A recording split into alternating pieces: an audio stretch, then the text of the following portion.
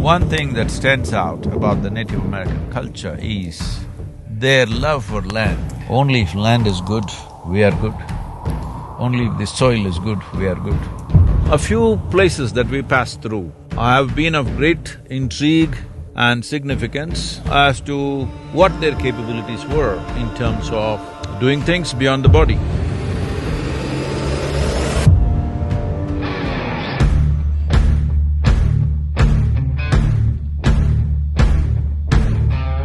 There was an ocean, an inland ocean which dried up.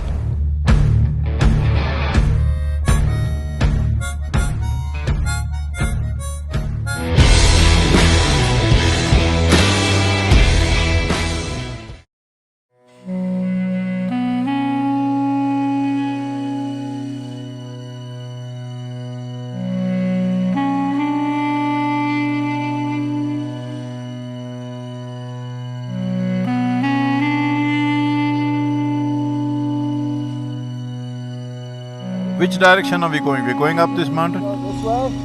And then turning back? We'll start cutting back. Okay.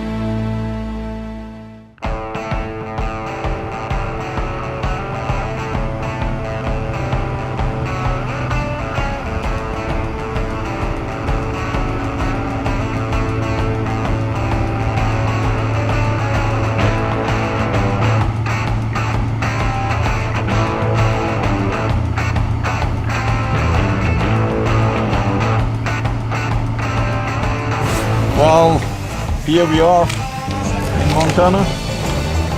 We are climbing what is called as the Beartooth Pass. These squirrels are climbing up my legs, thinking I'm a tree trunk.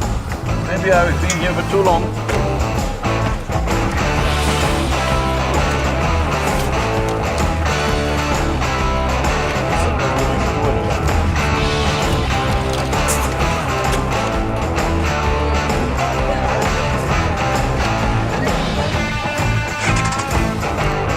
Finished. Yeah, you finished.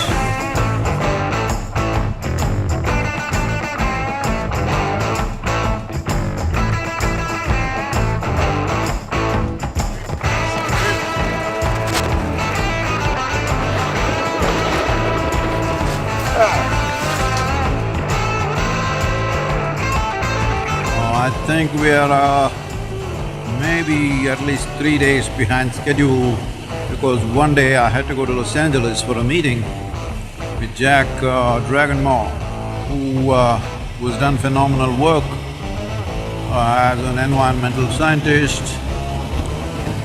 He has open-heartedly wanting to be a part of Kaveri Calling and the Conscious Planet movement and willing to support us in every possible way, which is tremendous support. We are entering Yellowstone National Park, the very famous Yellowstone National Park we've just entered, and both sides evergreen trees and fabulous mountains. Who can match a sculptor like this? A million-year project. Look at the result. Too fantastic.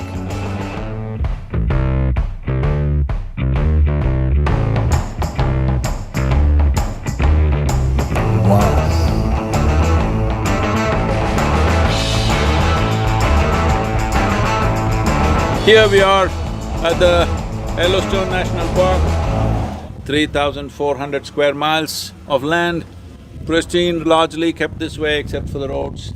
Over 1,000 rivers and streams originate here, many of them joining up with Missouri as tributaries. Snake River, which flows west, is going straight up to Pacific. going all over the place like a snake, twisting and turning through the terrain. Yellowstone National Park, a must-see for anybody who loves nature. It's one thing about living here is our kids spend a lot of time in nature. Yeah, that's That's- great. Nothing like that, I'm That's the telling best you. education, Long right? term, that works better than anything else. Anything, exactly. My girl also spends so much time with me in the mountains, in the forest. Wonderful. And she is like, she's at home just anywhere now. She's grown up and she's doing well. Okay. But there is a certain poise and grace to her. She's Okay. at ease anywhere, she doesn't need much. That's the greatest gift, right? If you ask her, you want anything, she says, no, I got everything, she'll say. That's beautiful. That's wonderful. So, I think that is mainly because of her exposure to nature and being with lots of people, all sorts of people. When she was growing up, Yeah, she stayed in the best homes in the world, right? and she stayed in tribal homes, in Yeah. villages, in huts, That's your words of, I think about exposure and experience. Yeah. It's guided Rebecca and I.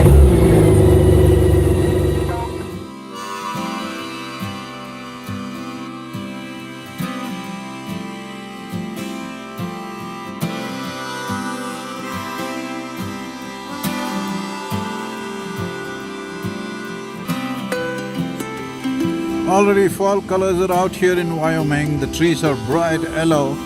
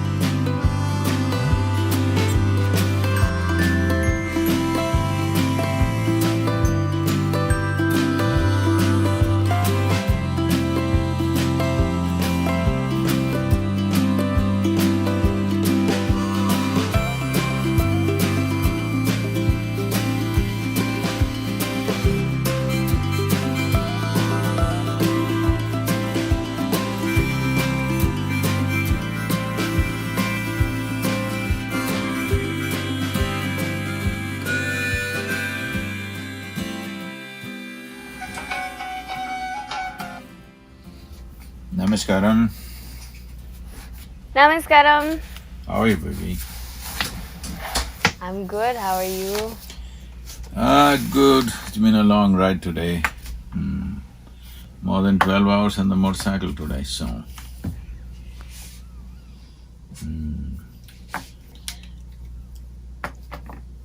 So every day we thinking of, closing the rides before sunset, but it's becoming pretty late and quite…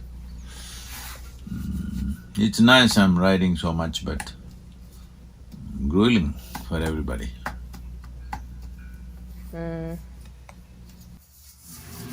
What else? What's happening there? All good? Here, Raining, huh? all good. Did you see Kala and Googie? Yeah, they're losing some weight. They're not as fat as they used How to are they be. doing? They're doing well. They're doing okay. Lots of snakes, actually. Lots of birds. These birds and squirrels keep trying to come into the room. Today morning we were So- climbing up the mountain, we stopped in one place. Tiny little squirrels, squirrels which are like about a third of the size of Indian squirrels, like that, tiny ones. Oh. They are so friendly, they're just coming and taking nuts from my hands. And they're like all over the place. Like they're going to everybody without any hesitation, little ones. But it's nice. Okay, baby, you take care. It's pretty late here. Okay. Yeah. I'll speak to you tomorrow. So do Okay. the Navratri. Navratri. All Huh. the best for Navratri. Yes. Do well. Okay, baby. Take care. Okay. All right. Namaskaram. Namaskaram. Bye. Already here?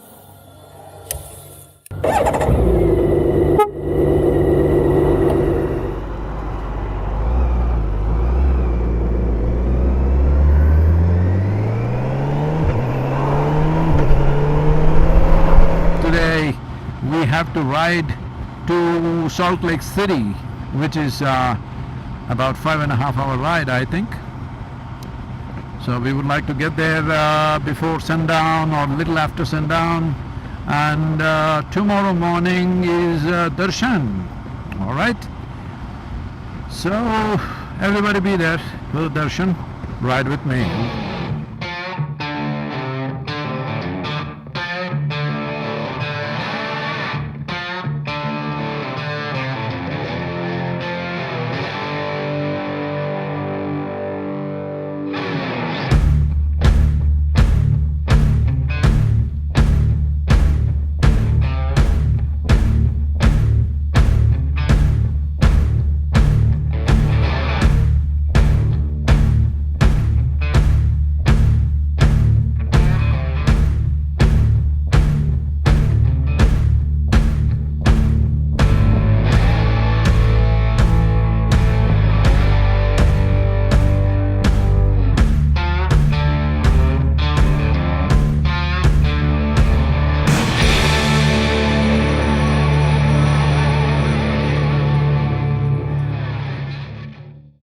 Here we are at Bear Lake, Utah, a little over 6:30. Sun is yet to come up, no sign of him. Temperatures are somewhere around 6 to 7 degrees centigrade.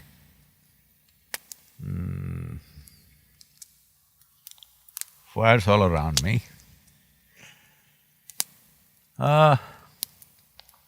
One thing that stands out about the Native American culture is their love for land.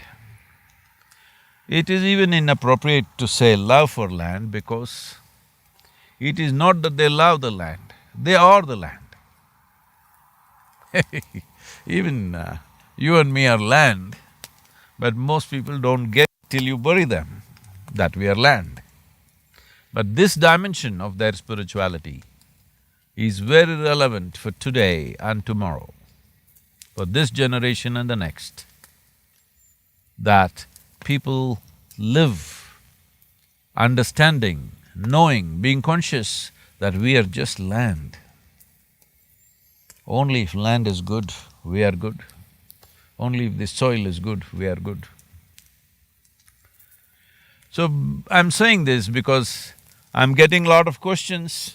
People asking, Sadhguru, how do you find Native American mysticism different from the Indian mysticism?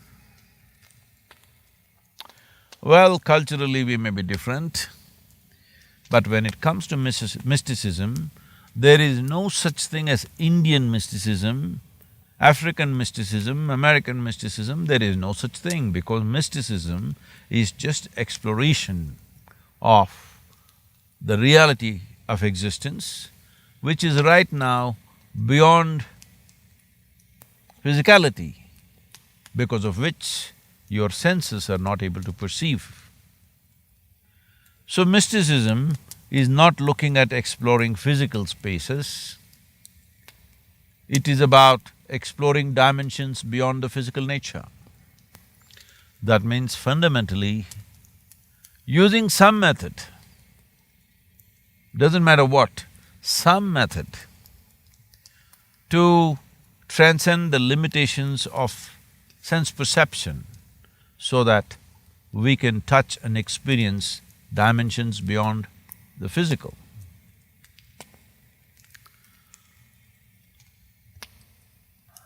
So Native American mysticism is of a certain sort.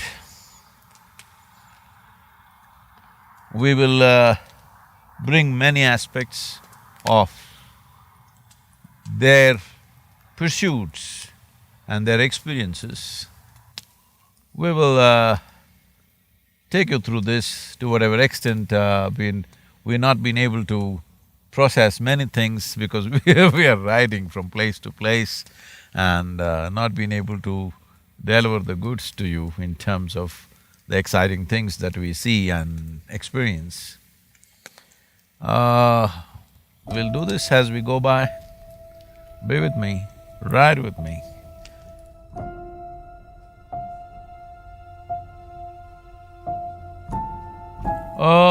Today, we decided not to ride because the Bear Lake and there's work to do, recording and stuff. From here on, it's a real exploration depending on what kind of meetings we make. The camera people, your setting work is over? Yes. So everybody just block the right nostril and go on the left nostril. In the last couple of weeks, we've been through different Native American nations. A few places that we passed through in the last 2 weeks have been of great intrigue and significance as to what their capabilities were in terms of doing things beyond the body.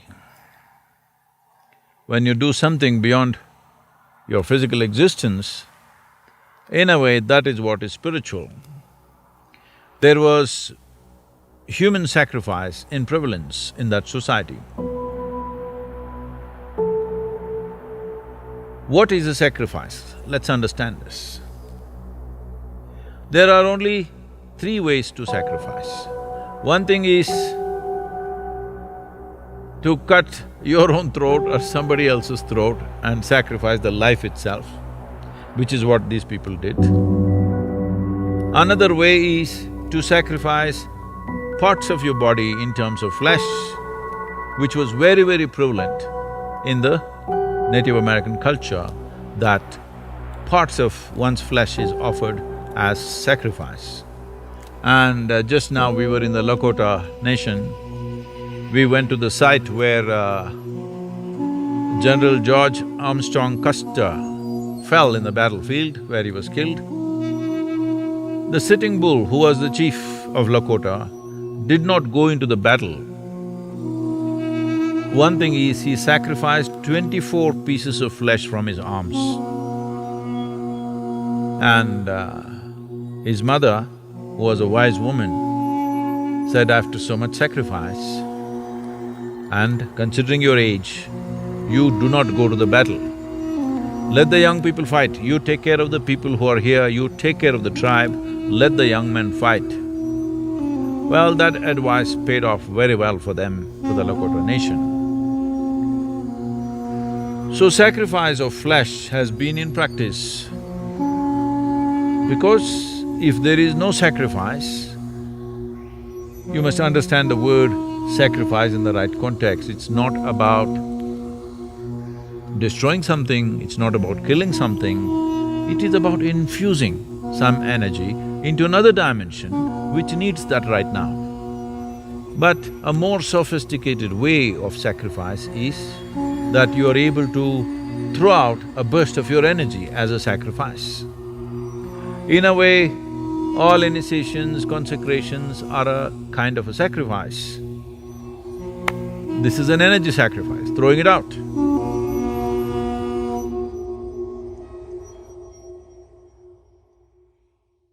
Neenanna kanasalla, naanenna nanavalla, neenanna usiralla taye, neenanna jiva kanava.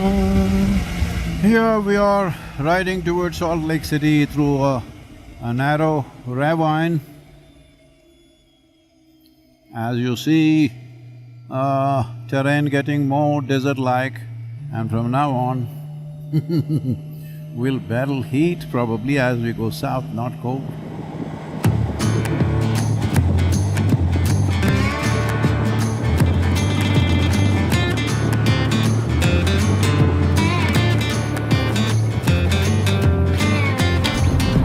Here we are in Salt Lake City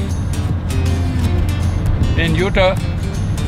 The Utah laws are such that only if you're below 21 years of age, you need a helmet. If you're over 21 years of age, you don't need a helmet. Over 21 for sure, all right? So here you can see me riding without a helmet, perfectly legal, okay? This is an adult country.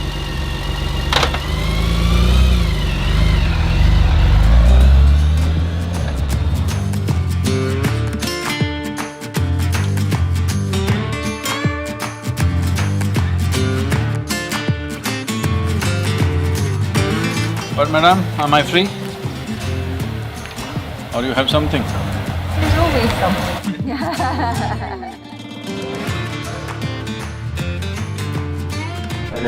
Sadhguru. Hello, how are you? Welcome. See, everybody in different cultures have found their own ways of connecting to the deeper dimensions of life. The question is about how they do it. So if it is possible for you to describe something that you think is significant as to how it is done in this church, because Mormons started in America, that's why I would like to know. We make covenants with our Heavenly Father. We do that through baptism, where we take on the name of Jesus Christ. And then when we get married, when we choose an eternal mate or a mate that we want to be with forever, we get married in the temple. What is there in the temple? Is it like the image of Jesus or is it something else or some symbolism? It's so sacred that we don't talk about it. Okay, that's fine. And we don't worship Christ on the cross because we worship a living Christ rather than the crucified Christ. We believe he's still alive, he's been resurrected, he still guides his church today. That's the one that's the sacred building. What else would you say? We do not have ritual prayers very much. We have individual prayers. We would petition God. We would thank Him for our blessings. We would seek guidance from Him. We would seek specific blessings for ourselves and for others. You're going to know more about this church than most members. Yes, you will if you That's the idea. Thank you very much for this conversation. Thank you very, very much. Go Thank you very much, ma'am. Safe travels. Thank you. If all of you just stand here, don't come too close, stand here, leave space, they'll take a picture. Face that way, children in the front. Thank you, Sadhguru, for stopping by. Get new trousers, huh?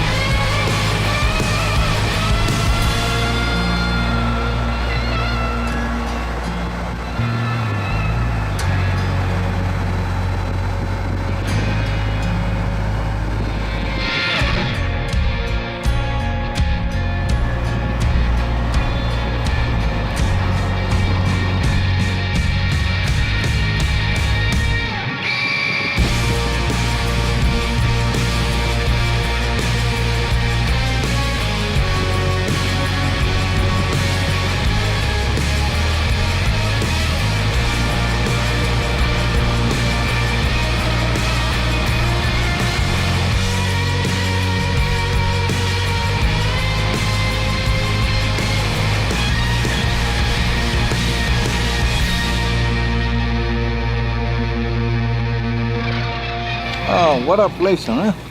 Unbelievable.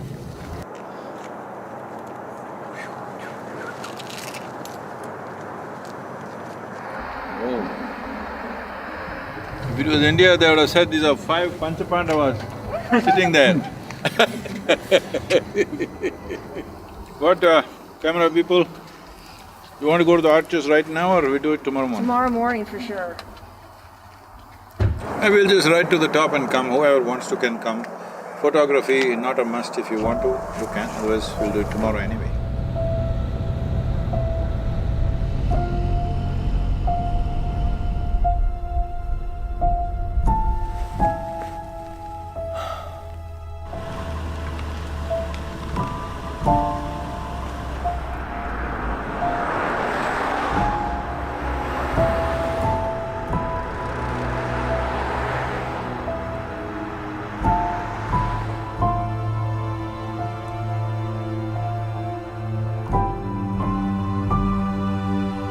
But that place, so powerful, I all had goosebumps sitting there.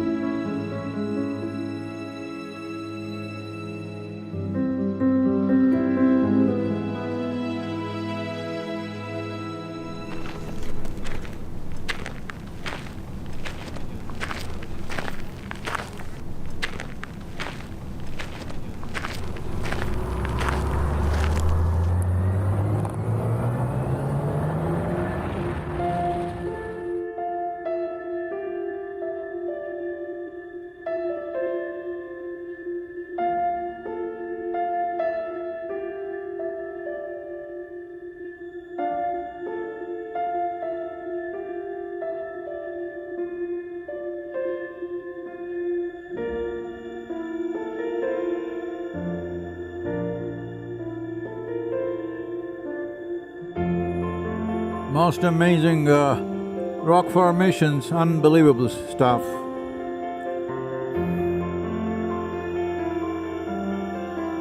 Wow! I don't know if cameras can ever do justice to these rocks. They're too incredible and too many.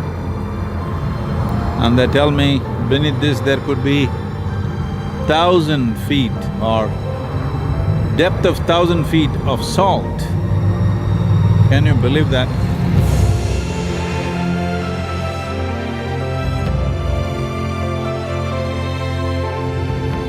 Unbelievable that there was an ocean, an inland ocean which dried up, and this whole belt is a salt belt. And I came here yesterday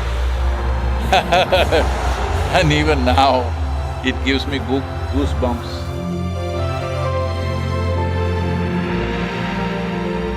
I'm still yet to sit down somewhere, if there is some shade out here with eyes closed, and figure out what is it that it's doing to my body.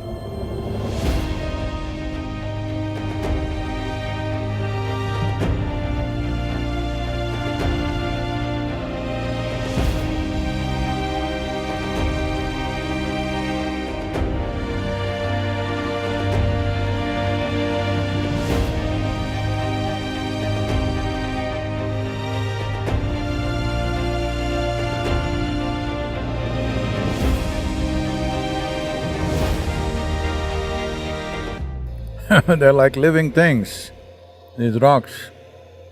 They're very much alive in so many ways, I don't know. It's just impossible to find a logical expression to what they are. What is he looking at? Hello, man. Hello, what are you? I like your goggles. What are you? Right now, right here, man.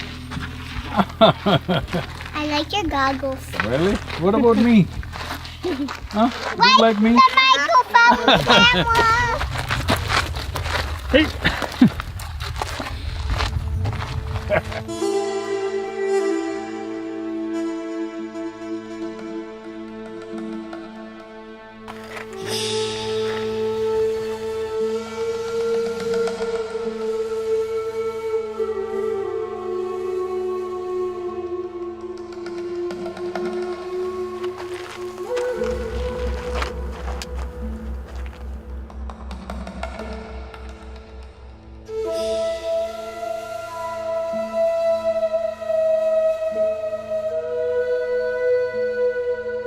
Okay, let's go to the balancing rock right now.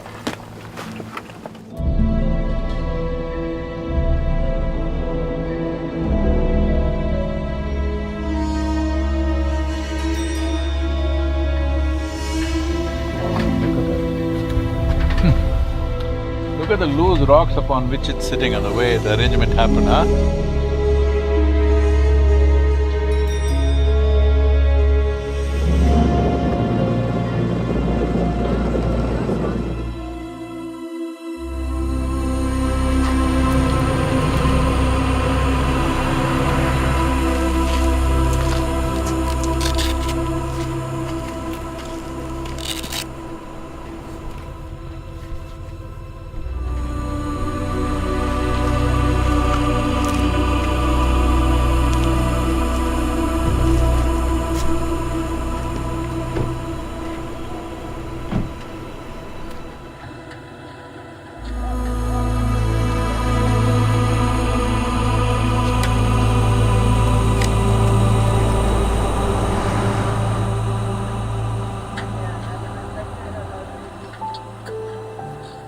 Confounded. Rocks and more rocks, not just lying there, but have risen to impossible geometry of symphony, staring down at you like living things that they are. What insane heart and industrious hand could put them all up in these magnificent forms that human eye finds hard to comprehend? All one can do is stare confounded by this craft of creation.